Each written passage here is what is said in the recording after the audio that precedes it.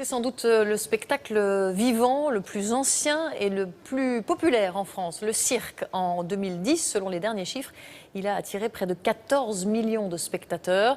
Animaux, dompteurs, acrobates, clowns, nous avons voulu percer les mystères de ce monde à part. Dans le grand format de ce soir, la famille Bouglione nous entraîne au cirque d'hiver. Nabila Tabouri et Nathalie Duboz. C'est l'un des cirques les plus prestigieux au monde, le cirque d'hiver, construit à Paris il y a 160 ans. Et ici, chez les Bouglione, un spectacle, ça commence toujours comme ça.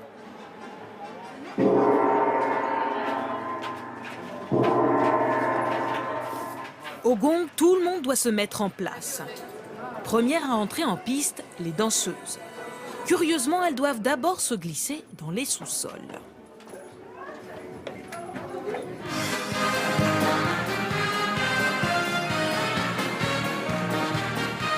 Des profondeurs du cirque, elles apparaissent.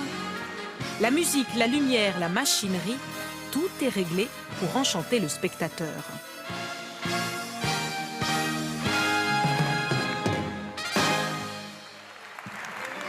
Chez les Bouglione, comme dans tous les cirques, il y a bien sûr les fauves, les acrobates et les clowns.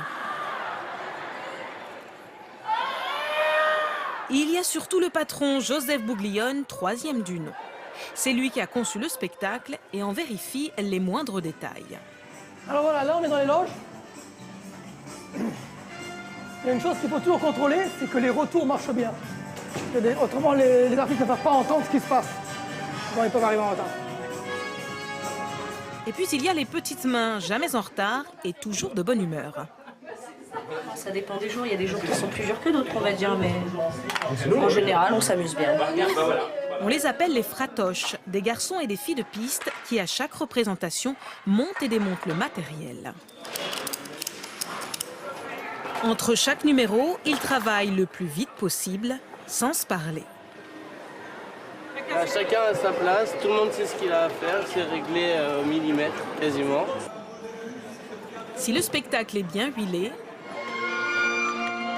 il y a parfois quelques accros. Cet acrobate a un trou dans son juste au corps. Ben, je sais pas. Je viens de l'enlever. Pour résoudre tous ces petits soucis, Judith Benson, cette ancienne trapéziste, s'occupe maintenant du costume des autres. Il y a toujours le bouton, la pression, un fil qui part. Il y a toujours quelque chose. Il faut être vigilant, il faut surveiller. Voilà. Vous ne pouvez pas entrer dans le manège avec un trou dans le costume, c'est pas joli. Artiste de l'ombre, mais aussi artiste de la lumière.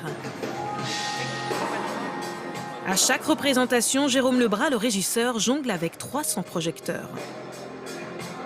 Il faut vraiment faire attention en particulier avec les animaux et les numéros à sensation, type en général les trapèzes volants, ils ont besoin de voir le porteur pour attraper les mains. Et dans la lumière, ils sont 25 artistes à se produire et 7 petits chiens, des teckels. Leur maîtresse, Diana Vediashkina, une dompteuse russe, est très fière d'avoir été engagée par les Bouglione. Si vous êtes là, c'est que vous êtes bon. L'un des meilleurs même. Vous ne verrez jamais de mauvais numéros au cirque Bouglione. Mais ici, il n'y a pas de star. Regina, la sœur du patron, est dompteuse de chevaux sur la piste.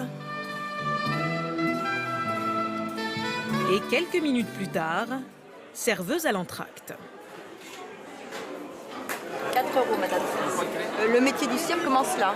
On commence à faire tous les petits boulots, tous les petits jobs. Et puis c'est ça la vie du cirque.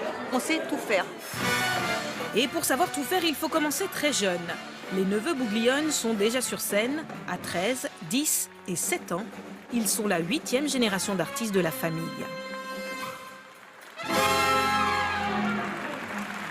Comme nos parents, ils ont fait du cirque, nos grands-pères, ils ont fait du cirque, ben nous, on aimerait bien continuer.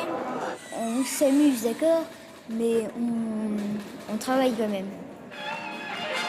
Une vie de travail, de passion et de perfection, car la magie est à ce prix.